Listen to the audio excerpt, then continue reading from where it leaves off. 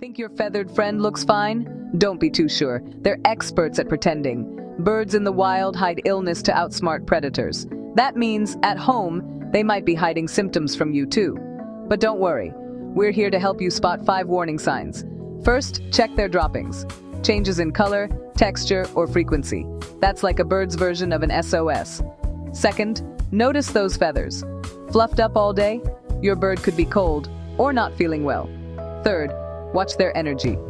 Is your usually chatty pal suddenly quiet or less playful? That's a red flag. Fourth, appetite changes. If they're ignoring their favorite treats, something's up. And fifth, the silent tail bob. If their tail moves up and down with each breath, it could mean trouble. Remember, catching these signs early can make all the difference. Keep a close eye, trust your instincts, and always check with your vet if you're worried.